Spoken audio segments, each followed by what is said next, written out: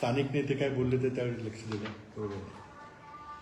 दुसरा महत्त्वाचा विषय आहे की निवडणूक आयोगानं जो गोंधळ घातलेला आहे, कोण जबाबदार आहे याला? तुमची तयारी नव्हती, तुम्ही इतक्या घाईगर्दीमध्ये निवडणुका का जाहीर केल्या?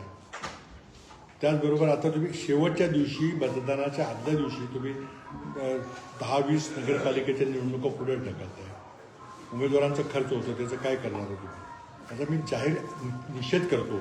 अशा प्रकारे गोंधळाला सर्वस्वीपणे मुख्यमंत्री जबाबदार आहेत आणि भाजपच्या नेत्यांनी सांगितल्यामुळे काही गोष्टी होत आहेत. अतिशय म्हणजे हायकोर्टात आमची काही मंडळी जाणार आहे, पण अशा प्रकारे स्थानिक निवडणुकीचा पोरखेळ करणं हे काँग्रेसला कदाचित मान्य नाही. मुळातच निवडणुका 10 वर्ष उशीर झालेला आहे. 73 आणि 74 घटना दुरुस्तीमध्ये आम्ही तरतूद केली होती की स्थानिक स्वराज्य संस्थांच्या निवडणुका दर 5 वर्षांनी झाल्याच पाहिजे.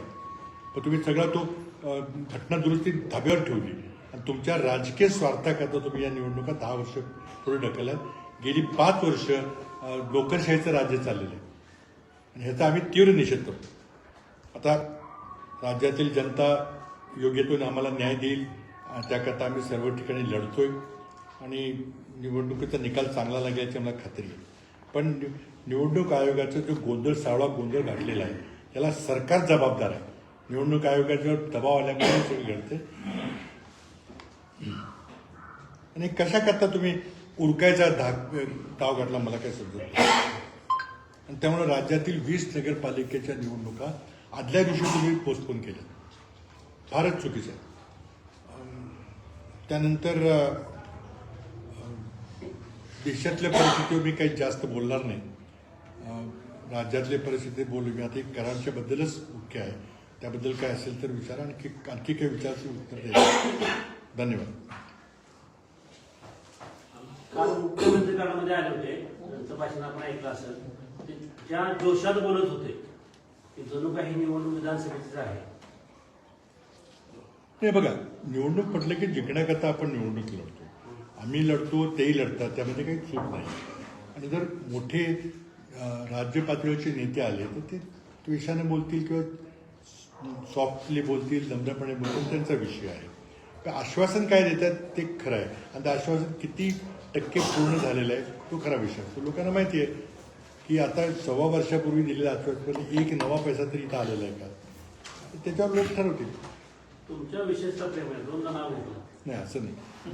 बघा, राजकारणामध्ये आपण विरोधी विचाराची माणसं असतो, वैयक्तिक शत्रुत्व कधी नसतं, ते कधीच असत नाही. मी कधीच कोणते ठेवत नाही.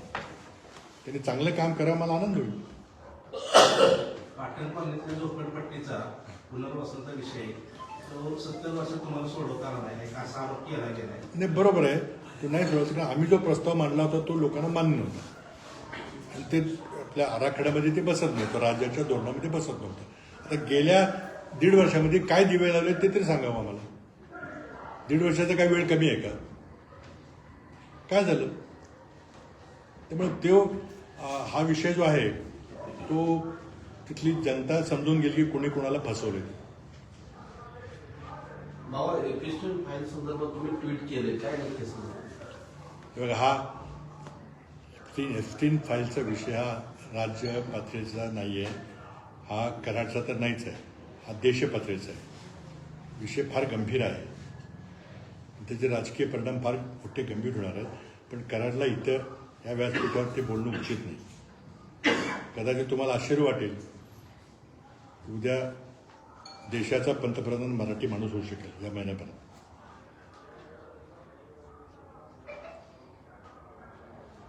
बाबा, तुम्ही आता म्हणता की निवडणूक आयोगानं सावळा गोंधळ न्यायालयात अपील दाखल करण्याची तरतूदच ठेवलेली नाही.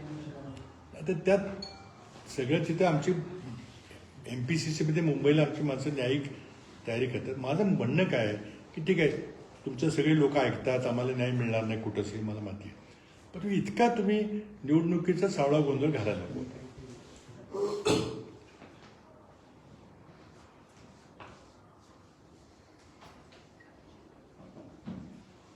परवा दिवशी प्रभाग क्रमांक 2 मध्ये काही राजकारणाच्या कार्यकर्त्यांनी झुंडीशाही करून काही कार्यकर्त्यांना दुसऱ्या मारहाण केली.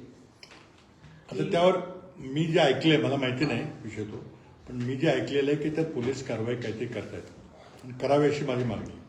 कोणी चुकीचं असेल तरी. संबंधित पक्षाने तसा मग मोर्चा पण काढला. ज्या कार्यकर्त्यांच्या पक्षातले जे कार्यकर्ते होते त्यांना मारहाण झाली, त्यांनी मोर्चा सुद्धा काढला होता. ऐन वेळेला निवडणुकीच्या ह्या हंगामामध्ये अशा घटना घडत असतील तर कुठल्याही दिशेला लोकशाही चालली नाही, ते अगदी चुकीचं आहे. कुठलाही पक्ष, आमचा पक्ष जरी असला तरी झुंडशाहीचा वापर करता कामा नये. कोण असेल मला माहिती नाही कोण आहेत ते, आणि मला माझ्या कानावर आले की पोलीस त्यावर कारवाई करतायत. बाबा, कराड शहरातला दुबार मतदानाचा विषय अजून क्लिअर झालेला नाही. दुबार मतदानाचा विषय कराड शहरातला अजून क्लिअर झालेला नाही. ते स्पष्टता आहे, दुबार मतदान आहे दुबार ना, मतदार त्याची कराड स्पष्टता काही केलेली नाही. दुबार म्हणजे मला समजा दोन मतदानाचे नाही. आता तेव्हा दोन गोष्टी आहेत. हा विषय जो डुप्लिकेट मतदारांचा जो विषय आहे तो राष्ट्रीय पातळीवर राहुल गांधींनी एका प्रकारे उचललेला आहे आणि त्यांनी पुराव्यानिशी दाखवलेलं आहे की बऱ्याच ठिकाणी कसा गोंधळ झालेला आहे. मी माझ्या वैयक्तिक बोलायचं झालं तर मी निवडणूक आयोगाच्या विरोधामध्ये आणि राजकीय विरोधामध्ये हायकोर्टामध्ये याचिका दाखल केलेली आहे माझ्या विधानसभा निवडणुकीच्या संबंधामध्ये, आणि तो आमच्या पक्षाचा आदेश होता. तिन्ही महाविकास आघाडीच्या तिन्ही नेत्यांनी ठरवून सर्व पराभूत उमेदवारांनी हायकोर्टामध्ये निवडणूक याचिका दाखल करावी असा निर्णय झाला. म्हणजे आमच्या बहुतेक निम्म्या अर्ध्या लोकांनी हायकोर्टामध्ये निवडणूक याचिका दाखल केलेली, मी पण केली. त्याच्या आता तारखा काही लागलेल्या नाहीत, कारण आपलं हायकोर्ट जे आहे ते मुंबईहून कोल्हापूरला गेले. जेव्हा माझी तारीख लागेल तेव्हा मी कोर्टासमोर माझी बाजू मांडणार आहे आणि कदाचित मी मुंबईला प्रेस कॉन्फरन्स घेऊन देखील माझी बाजू मांडेल. कारण माझा बदल जो मला असं वाटतं की माझ्यावर अन्याय झाला विधानसभा निवडणुकीमध्ये, त्याचा न्याय मला फक्त जनता देऊ शकते. मला कोर्टाकडून न्यायाची अपेक्षा बिलकुल नाही आहे, कारण निवडणूक याचिकेचा कधी निर्णय लागत नाही. पण काय घडलं आहे लोकांना कळलं पाहिजे, त्यातून निवडणूक प्रक्रियेमध्ये काही सुधारणा होईल का हा माझा प्रयत्न आहे. तर योग्य वेळी तो होईल. माझ्यापुरतं सांगतोय की जो दुबारचा आहे विषय, आता या निवडणुकीमध्ये निवडणूक आयोगाने काही केलं नाही दुबारबद्दल, ही खरी वस्तू. त्यामुळं निवडणुकीचा निकाल ठिकठिकाणी वॉर्डामध्ये बदलण्याची शक्यता आहे. कारण जर बोगस मतदार तिथं असतील तर निवडणूक काय 5-10 मतात असते कधी बदलू शकेल. पण मी माझ्याबद्दलचा विषय हा प्रेसमध्ये मुंबईला आणि हायकोर्टात मांडणार आहे. बाबा, तुम्ही स्वतः आघाडी सरकारचं नेतृत्व केलं होतं राष्ट्रवादीसोबत, यापूर्वी पण झालेलं आघाडी भरपूर. कधी त्या आघाडीच्या नेत्यांनी इतक्या खालच्या लेवलनं एकमेकावर पेल नव्हते जेवढे आत्ता झाले. एकदा शिंदे वेगळं बोलतात, फडणवीस म्हणतात आणि अजित पवार मग अर्थ खतं माझ्याकडे आहे. इतक्या खालच्या लेवलचं व्हायला लागलं राजकारणात. पण महाराष्ट्रामध्येच हे जे सरकार चाललेलं आहे एकंदरीत एवढं भ्रष्ट सरकार आपण कधीही, तुम्ही आता राजकारण बघताय 25-30 वर्षापासून, आम्ही आणखी आधीपासून आणि पहिल्यापासून ऐकलेलं आहे. 1960 पासून कसं होतं, चव्हाणसाहेबांनी कसं राज्य चालवलं, इतकं भ्रष्ट सरकार मी कधी पाहिलं नाही. आणि त्यामुळे महाराष्ट्राचं वाटोळं झालं. आपल्याला मी सांगतो की या पुढच्या डिसेंबर-जानेवारीमध्ये पुढची विद्यार्थी पासआउट होऊन पुढच्या मार्च-एप्रिलला बाहेर पडतील नोकरीच्या शोधामध्ये. एकाही मुलाला नोकरी मिळणार नाही. इतकी गंभीर परिस्थिती आहे. इंजिनियर आपल्याकडे लाखो मुलं इंजिनियर दरवर्षी होतात. एका मुलाला पुढच्या मार्चमध्ये नोकरी मिळणार नाही आर्टिफिशियल इंटेलिजन्स. सरकारनं काय केलं त्याबद्दल? मोदी सरकारने काय केलं? आता हा गंभीर विषय घेऊन आम्ही पुढे आलो की 2-3 महिने नव्हतो करायला, ते सगळे घेणार आहे. खालच्या पातळीचं असं आहे की कुणाच्या पायात पायपोच नाही. आता एक गोष्ट ठीक आहे, तुम्ही कसं आघाडी सरकारचा जो तुमचा विषय आहे, पण राज्याचं नुकसान होतं नाही. आज एक तरी माणूस महाराष्ट्रामध्ये दररोज 7 शेतकरी आत्महत्या करतात, कोण बोलतंय का तो विषय? तुम्ही इतके कोटी दिले तितके नुसतं कॉन्ट्रॅक्ट देणं आणि त्यातनं कमिशन करणं याच्यापेक्षा सरकार दुसरं काय करतं का? आता कराडला 350 कोटीचा निधी गेल्या 1.25 वर्षापूर्वी दिला असंच सांगितलं. एक नवा पैसा तर तो बघितला काय? ते कोणाला पाहिजे होतं काय? कोणाला विचारलंय काय विचारलं? कारण नोकरशाहीने ठरवलं. निवडून आलेले सरकार इथं नव्हतं, नगरपालिका नव्हती अस्तित्वात. तुम्ही मुळातच लोकशाहीचा गळा घोटून टाकलेला आहे. आणि सर्वसामान्य माणसाला त्यातलं काही कळत नाही, कोणी लक्षात येत नाही. पण इतकं वाईट सरकार चाललेलं मी तरी कधी, आता माझ्या थोडे दिवस बघतोय राजकारण, कधी पाहिलेलं नाही. आता आपसातला मेळ नसेल तर ते समजू शकतो आपण की ते राजकीय त्यांचे मतभेद असतील, पण देशाचं काय, राज्याचं काय, राज्यातल्या जनतेचं काय, फारच बिकट परिस्थिती आहे. प्रभाग क्रमांक 15 मधील एक इलेक्शन म्हणजे ते हे होणार हे असं कधी पूर्वी तुम्ही बघितले का कधी बघितले का की निवडणूक चालू आहे, एकाच प्रकाराची निवडणूक पुढे ढकलली? काय आज महाबळेश्वरचे म्हणतो फलटणची ढकलले पुढे, काय त्याला लॉजिक आहे? म्हणजे काय कसला फोरकेट झाला? निवडणूक आयोग अस्तित्वात आहे का नाही? निवडणूक आयोगाचं पुढचं एक बोलणं असं आहे, कुठेही आचारसंहितेचा प्रकार नाही. कारण ते म्हणजे बघा. बोळा तितके फ्लेक्स लागले, बघा फ्लेक्स लागू द्या, 70% फ्लेक्स विनाप्रमाणे. आता ते सेशन करू शकतात. त्याचं कारण असं आहे, तुम्ही लक्षात घ्या, राज्यघटनेमध्ये निवडणूक आयोगाची संकल्पना आहे, तो घटनात्मक तरतुदी आहे आणि त्यामुळं निवडणूक आयोग हा देशाचा निवडणूक आयुक्त असतो. आता हा सरकारचा निवडणूक आयुक्त आहे, हा मोदी सरकारचा आयुक्त आहे, हा देशाचा नाही, घटनेचा नाही आहे. आणि ती आमची प्रमुख मागणी असेल की पुन्हा निवडणूक आयुक्त निवडायचा कायदा पुन्हा बदलला पाहिजे. आता त्या सरकारने ज्या माणसांना नेमलंय ती माणसं सरकारचा निर्णय घेणार. आम्ही माझ्या स्वतःच्या निवडणुकीमध्ये 6,000 दुबार मतदारांची नावं मी निवडणूक आयुक्ताकडे दिली. याचं त्यांना विचारा, त्यांना अधिकार आहे कुठेही मतदान करायचं. तुम्हाला दोघांपैकी एक कुठं करायचं सांगा, आणि त्या ठिकाणी 2 ठिकाणी जर मतदान केलं असेल तर 1 वर्षाची शिक्षा आहे. माझ्याकडे आकडे नाहीत कुणी मतदान केलं नाही केलं, निवडणूक आयोगाकडे आहे. आम्ही मागणी करणार आहे की आमच्या मतदारसंघामध्ये ज्या लोकांनी 2-2दा मतदान केले त्यांच्यावर काहीतरी कारवाई करा. निदान ते यादीत नाही त्यांची नावं तरी वगळा, नाही तर जिल्हा परिषदेला आम्हाला काही स्थान राहणार नाही. ह्या सगळ्या निवडणुका चोरलेल्या आहेत भाजपने 100%. आता दक्षिण मधल्या बोगस मतदानाविरोधात गणेश पवार 55 दिवस झाले. 2 महिने होत आले तिला आंदोलनात बसलाय. तर त्या बोगस मतदानावर चौकशी, यांचं ऑब्जेक्शन आहे प्रांतांच्यावर निवडणुकीने अधिकारी म्हणून, आणि चौकशी पण तेच करणार असं कसं? सुरेश जे आंदोलन करतायत बोगस मतदानापुढे करारबद्धाचं, त्याचं मी अभिनंदन करतो. मी भेटलो त्यांना, खूप धाडसी पाऊल आहे. पण आमचा हाच मतभेदाचा मुद्दा काय आहे की निवडणूक आयुक्त ही सुप्रीम कोर्टासारखी किंवा सर्वोच्च न्यायालयासारखी संस्था आहे, ती कुठल्या सरकारची संस्था नाही आहे. सरकार येतं जातं, पण निवडणूक आयोग हा निपक्षपाती त्यांनी निवडणुका लढवल्या पाहिजे. लोकशाहीला काही अर्थ नाही. आता ते होत नाही. त्यामुळे तुम्ही काही आंदोलन करा, कुठं राहुल गांधींनी काही डोकं फोडलं तर काही होणार नाही, कारण ते मोदी सरकारचा निवडणूक आयोग आहे, काहीच करणार नाही, ऐकायलाच तयार नाही. त्याचा मार्ग काय? मार्ग बघा, आम्हाला न्यायालयाकडून अपेक्षा आहे, आम्ही न्यायालयात चालू, न्यायालयाने किमान निवडणूक आयोगाला काही आदेश टाकायचे. आता मतदान याद्या आम्हाला देतात, कागदी याद्या देतात, त्यात फोटो असतात. आता तुम्हाला इलेक्ट्रॉनिक पद्धती याद्या द्यायला काय अडचण आहे? पूर्वी देत होता, तुम्ही आता बंद का केलं? मी माझ्या मतदारसंघामध्ये 48,000 मतदार दुबार आहेत. तर यादी मी आत्ता तुम्हाला पाहिजे असलं आत्ता इथे दाखवतो, माझ्याकडे प्रिंटेड यादी आहे. त्यात माझं म्हणणं काय की त्यातल्या एका ठिकाणी करा तुम्ही. नंतर शेजारचे जे 5 मतदारसंघातले आहेत, इस्लामपूर, उत्तर कराड, पाटण, शिराळा आणि पलूसकडेकर, तिथली आमची नावं कॉमन आहेत. आता त्या इस्लामपूरच्या येडे बचतदार आणि रेट्रेबोजून किती अंतर आहे? तिथं मतदान करून इथं येता येतं त्याला. आता त्या 2 ठिकाणी त्या माणसानं मतदान केलं की आम्हाला माहीत नाही, निवडणूक आयोग सांगू शकेल. त्याला कोर्टाने आदेश दिले पाहिजे की तुम्ही यादी आम्हाला सादर करा. आमची मूळ मागणी आहे की निवडणूक आयोग बोगस आहे, खालचा असेल आणि तो वरचा असेल, कारण तो निपक्षपाती नाही आहे. सुप्रीम कोर्टाने आदेश दिले होते की निवडणूक आयोग कसा निवडा म्हणून दिली होती, मोदी सरकारने त्याला दाब्यावर बसवलं. निवड समिती केली आहे, कोणाकोणाची आहे?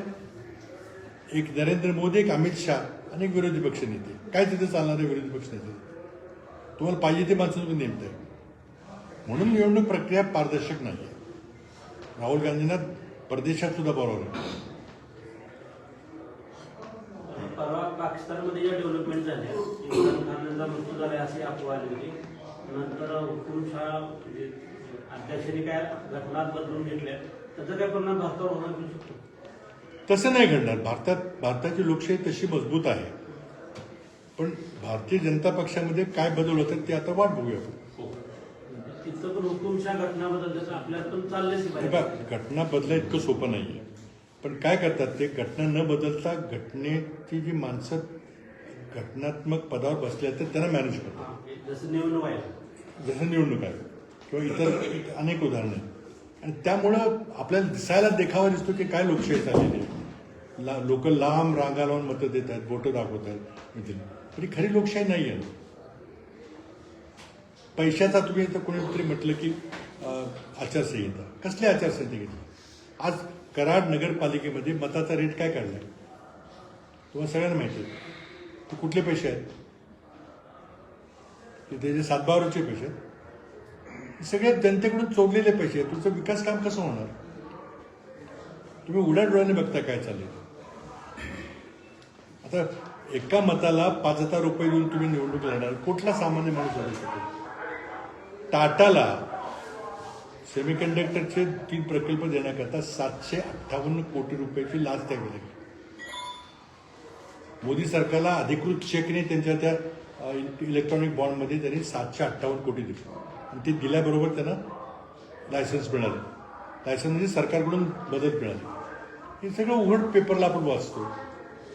लोकांना ते मान्य असेल तर आता छोटी लोकशाही आहे. दक्षिणमध्ये 48,000 दुबार मतदार असं आपण म्हणतो. त्याची यादी माझ्याकडे आहे, तुम्ही येऊन तपासून घ्या.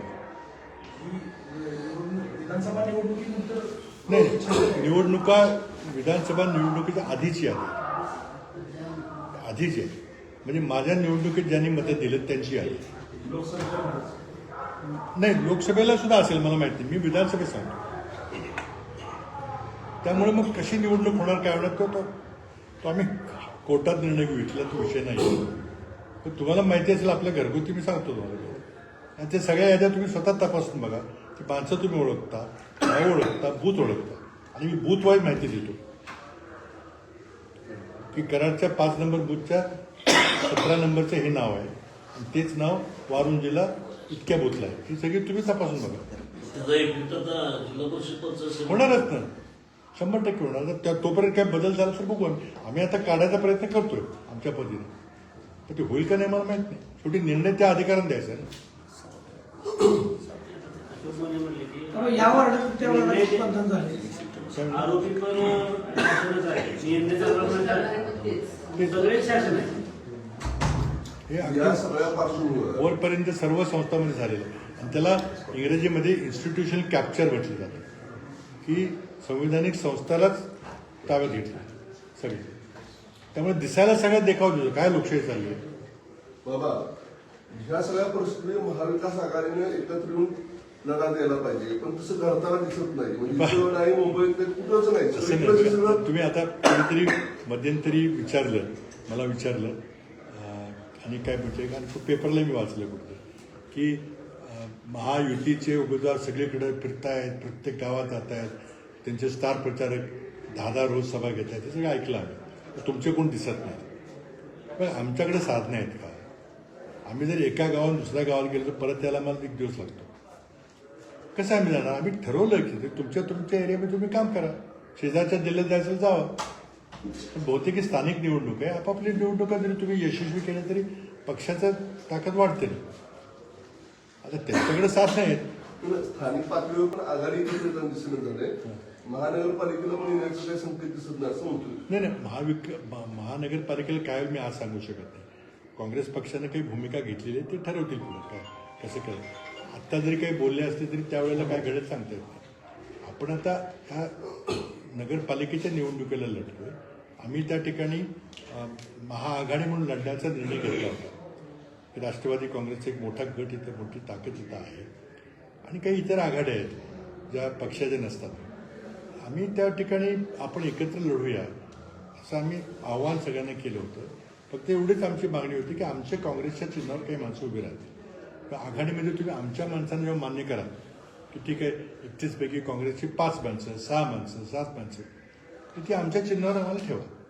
तर तो प्रस्ताव मान्य झाला नाही, त्यामुळे थोडासा एक गोंधळ झाला. पण म्हणून आम्ही आमच्या चिन्हावर माणसं कराड नगरपालिकेमध्ये दिलेली आहेत. कराडमध्ये कित्येक ठिकाणी ह्या वॉर्डातली मतदान त्या वॉर्डामध्ये आता ते नगर जो आपण ह्याची रचना करतो त्यामध्ये तो गोंधळ झाला आहे. त्या ठिकाणी बोलायला पाहिजे इकडं नका करून, सगळ्यांचं समाधान काय होत नाही. माझी भूमिका अशी आहे की प्रत्येकाला आपल्या सोयीप्रमाणे वाढवण्याचं होणार नाही. काही ठिकाणी मुद्दाम जाणून बुजून काही खोडसाळपणा झाला आहे का, तर मग इकडचा तिकडं नेला, तिकडचा निघला, ह्या समाजाची माणसात म्हणून ह्याला इकडे टाकला, असा झाला तर तो विषय आहे. पण अनायसे जर झाला असेल तर त्याला काही इलाज नाही. बिहार निवडणुकीत भाजपला जे एवढं मोठं यश मिळालं, अपेक्षित यश मिळालं, त्या निकालाबद्दल कसं वाटतं? मी बोललो त्याबद्दल. मी बघा बिहारला काही गेलो नव्हतो, त्यामुळे तिथली स्थानिक परिस्थिती मी काही स्वतः जवळून पाहिलेली नाही. आपलं तुमच्यासारखंच पेपरला वर वाचले. काँग्रेस पक्षाची परिस्थितीबद्दल म्हणजे मला माहिती आहे. त्यामध्ये मी एवढंच बोललो होतो काँग्रेस पक्षाबद्दल. इतर भाजपने काय केलं माहिती आहे, तिथं 10,000 रुपये प्रत्येक महिलेला दिले, हे आपल्याला माहिती आहे, त्याचा प्रभाव खूप पडला. तर ते आपण सगळ्यांना आपण वाचले. पण आमच्या पक्षाचे विश्लेषण करताना मला असं वाटतं की आमच्या 19 जागा मागं होत्या. तर 19च्या आपली चांगली परिस्थिती असली तर काय 25 होतील, 19च्या काय 190 होणार नाहीत. तसं काय कधी होत नाही कुठल्या निवडणुकीमध्ये, आपल्याकडे तर होत नाही. तर त्यामुळं एक वास्तविक जर मागणी केली असती की चला आपण 30च जागा लढूया आणि 30-36 जाण्याचा प्रयत्न करूया, म्हणजे आपली ताकदसुद्धा डिवाइड होणार. ते आपण 70 घेतले आणि रिझल्ट काही चांगला लागला नाही. त्यामुळं राष्ट्रीय नेतृत्वाला तिथल्या स्थानिक लोकांनी जे सांगायला पाहिजे होतं, सर्वेवाले लोक असतील किंवा सल्लागार असतील किंवा आमचे तिथले प्रभारी असतील, त्यांनी कसं काय इतका फुगवून आकडा सांगितला मला माहिती नाही. ऐन वेळेला पदाधिकारी बदलले, अशा काही गोष्टी घडल्या, त्याचं विश्लेषण करतील आता दिल्लीला. हा विचाराने बदल झालाय का आर्थिक परिस्थिती म्हणजे कुठली पैशाने?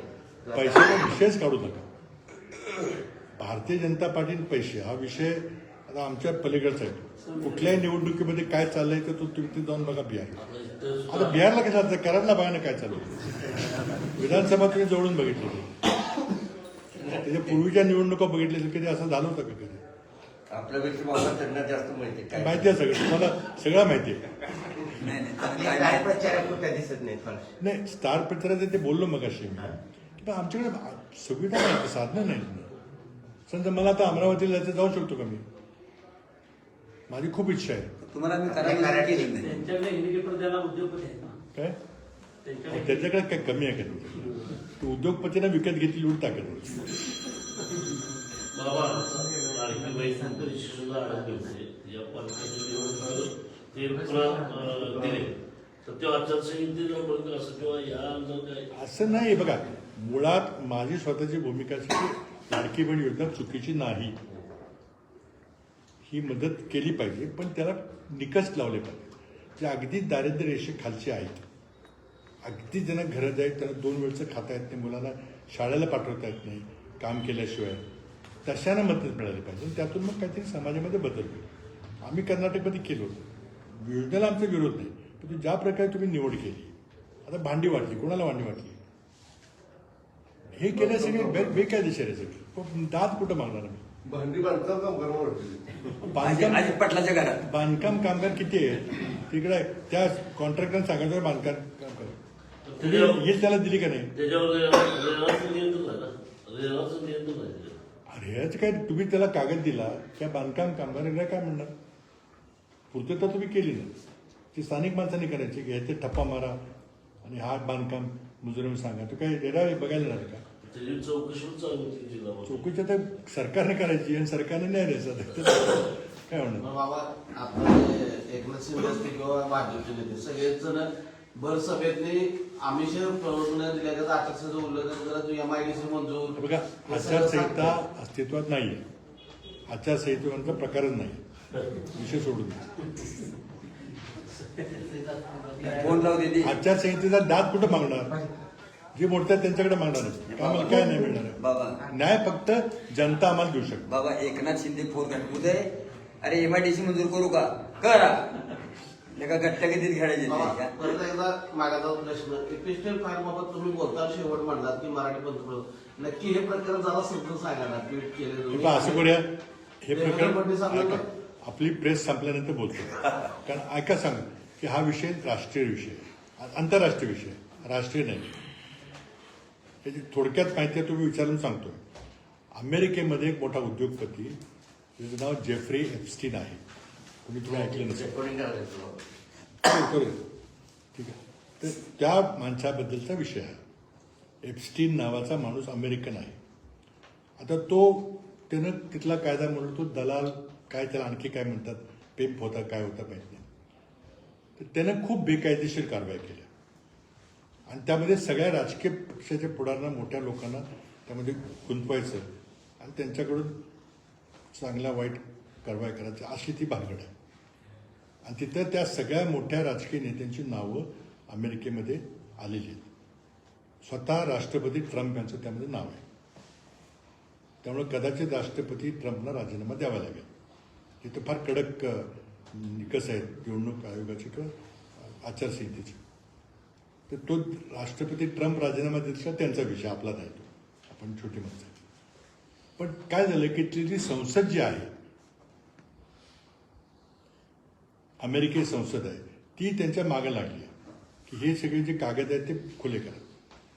ते राष्ट्रपती काही खुले करायला तयार नाही कारण त्यात अडचणीची नावं येऊ शकतात. म्हणून हा प्रकार अमेरिकेमध्ये गेल्या 6 महिन्यापासून गाजतोय. आपण काही लक्ष दिलं नाही कारण आपल्या डोक्यावरचा विषय आहे. पण आता काय झालं त्या लढाईमध्ये त्या एप्स्टीनची सगळी 10,000 पानाची जी फाईल आहे ती संसदेने ताब्यात घेतली. संसद आपल्या संसदेपेक्षा 100 पट ताकदवर आहे. आपल्या संसदेचा काही अधिकार नाही. आता ते कागद त्यांनी 10,000 कागद त्यांनी घेतले. त्यामध्ये आता कागदामध्ये सगळंच असणार आहे काय काय. तर ते संसद प्रकाशित करेल का ती नाव, हा विषय आहे. मोठा विषय आंतरराष्ट्रीय पातळीवर तुम्ही जर आंतरराष्ट्रीय पेपरचा आजच्या घडीला तो सर्वात मोठा विषय आहे. आणि सुब्रमण्यम स्वामींनी त्याबद्दल एक व्हिडिओ केला तो बघा तुम्ही HW न्यूजवर आहे. ते म्हणतात मला कागद मिळतील. त्यांना आता कुठून मिळणार तर ते अमेरिकेत मिळतील. चांगले संबंध आहेत. ते म्हणाले की मी काय ते पुढचं सांगेन. त्यामध्ये आज कदाचित संसदेमध्ये त्याबद्दल गदारोळ होईल. तो झाला की मग पुढं आपण बोलू. आणि आता टी व्हीवर मी तिथं दिल्लीला किंवा मुंबईला बोलेन जास्त. पण मी काय बोललो एक वाक्य बोललो त्याचा तुम्हाला अर्थ काय काढायचा तो काढा. मी काय म्हटलं किंवा मराठी माणूस पंतप्रधान होण्याची शक्यता आहे. यातलं काय अर्थ काढायचं तो काढा. आणि बाकी तुम्हाला सांगायचं मी खाजगी सांगतो कारण मी हे फक्त मुंबईच्या पातळीवर बोलणार आहे. आपल्या कराडचे स्टार प्रचारक आहेत, युवा आहेत, मग पुढे प्रचारात कुठे दिसायला झाले? बघा किती आले होते. आमचे 2 स्टार प्रचारक आले होते. इतर कुठे गेले होते का? कराडला 2 स्टार प्रचारक तुम्ही विसरला. नसीम खान आमचे वर्किंग कमिटीचे राष्ट्रीय वर्किंग कमिटीचे सदस्य आहेत. रमेश बागवे हे आमचे नेते आहेत दलित समाजाचे. आज विश्वजित कदम येणार आहेत. आता आणखी किती आणू स्टार प्रचारक?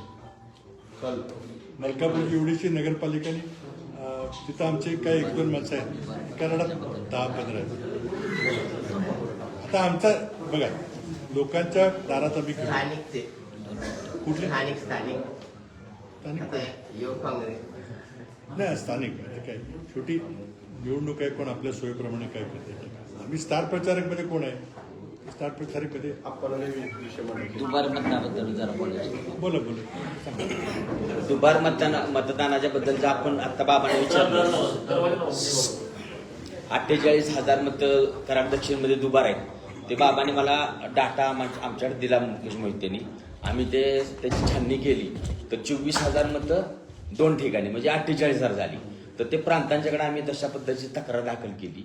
तर ते काय म्हटले की त्या दुबारमध्ये एका नावाचे काही व्यक्ती आहेत असं 2,000 मतदान आहे. म्हणजे नामदेव काशीनाथ पाटील नावाची दुसरी एक व्यक्ती कराडमध्ये आहे असं एक 2,000 मतदान आहे. आणि 22,000 लोकांचे अंदाजे 2 ठिकाणी नाव आहेत. मग माझं नाव कराडमध्ये पण आहे, मतदान वारुंजीत पण आहे. तर ते म्हटले आम्ही म्हटलं मग हे मतदान कमी कसं होणार आणि अर्ज दिला. तर ते म्हटले की ह्याचा फॉर्म भरायचा असतो ती मुदत संपल्या 1 जुलैपूर्वी होती. मग तुम्ही ऑब्जेक्शन घ्यायचं. मग त्या पार्टीला तुम्हाला बोलवणार तिथं ज्यांचं दुबार मतदान आहे त्याला आक्षेप घेणाऱ्याला बोलवणार आणि ते कुठं मतदान ठेवायचं असं ते सुनावणी होणार. तर तशा पद्धतीची ती मुदत संपलेली आहे म्हटले आणि ते काय मतदान कमी होणार नाही. दुसरी गोष्ट आम्ही काय सांगितली की गावातल्या गावात जे दुबार मतदान आहे, माझंच मतदान नामदेव काशीनाथ पाटील 1 नंबर बूथमध्ये आहे आणि 2 नंबर बूथमध्ये आहे. तर त्याबाबत त्यांनी सांगितलं की त्याच्याबाबत आम्ही दुसऱ्या ठिकाणी मतदान गावातच आहे तर त्याला डबल स्टार करून देतो. असे 840 मतं मी वारुंजी जिल्हा परिषद गटातली दुबार मताची ऑब्जेक्शन दिले. मग त्यांनी आता परवा सांगितले की 12-13 तारखेनंतर तुम्हाला याद्या देतो, परंतु याद्या दिल्या नाही. ते म्हटले मतदान दिवशी याद्या तुम्हाला येतील, तिथं डबल स्टार होऊन दुबार मतदानाला येईल गावातल्या गावातलं. त्या पद्धतीनं कराडचा पण विषय तसाच आहे, मालकापूरचा पण तसाच आहे असं मला प्रांत साहेबांच्याकडून सांगण्यात आलं. आणि दुसरा गोष्ट मला मिळालेल्या माहितीनुसार इथं जे पाटण कॉलनीमध्ये जे घराबाबतचे ते बोलतात, म्हणजे मला जे कळतंय की तुम्ही ही आरक्षित जागा आहे, ओपन स्पेस आहे, ह्या जागेमध्ये आपण 10% बांधकाम करू शकतो आणि ती जागा पार्किंगसाठी नगरपालिकेनं हे केलं, आरक्षण केलं. पार्किंग आरक्षण होऊ शकतं. हे सार्वजनिक ओपन स्पेस आहे, ते सार्वजनिक कारणासाठी पार्किंगसाठी वापरू शकतात. परंतु असं वैयक्तिक मालकीची घरं वगैरे तिथं बांधता येत नाहीत. मी आमच्या गावामध्ये खुल्या जागेचं मी फिल्टर प्लॅनसाठी जागा प्रांतांना मागितली, तुम्ही होता त्या विषयामध्ये. तर प्रांत साहेब म्हटले की ती खुली जागा सोडून तुम्ही कुठलीही जागा मागा. मग आमची ग्राम सचिवालय समाजी मंदिर चावडीची जागा होती, तर त्या जागेतली मी 4 गुंठे जागा 8 पैकी प्लॅनसाठी मागवली, त्यांनी ती दिली. परंतु म्हणजे खुल्या जागेचं कुणालाही अधिकार नाही, ती सार्वजनिक वापरासाठीची जागा आहे, तिथं कुणालाही काय करता येत नाही. तसं ह्या पाटण कॉलनीच्या जागेमध्ये त्यांनी मुख्यमंत्र्यांना पत्र दिलं, देवेंद्र फडणवीसांना.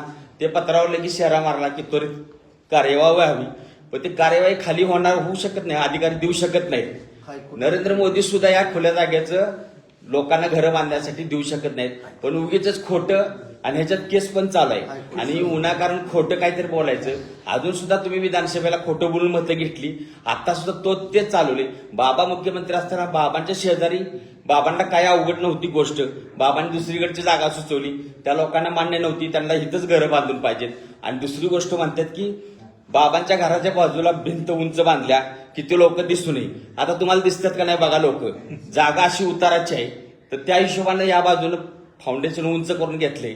परंतु असा विषय नाही की इथून त्या लोक दिसू नयेत म्हणून असा चुकीच्या पद्धतीचा प्रचार त्यांनी करू नये. आणि खोटं बोलून गोरगरिबांची मतदान त्यांनी परत आणि ह्या नगरपालिकेला त्यांनी घात घातलेला आहे की यांची मतं परत खोटं बोलून घेण्याचा प्रयत्न चालू आहे, तर तो करू नये.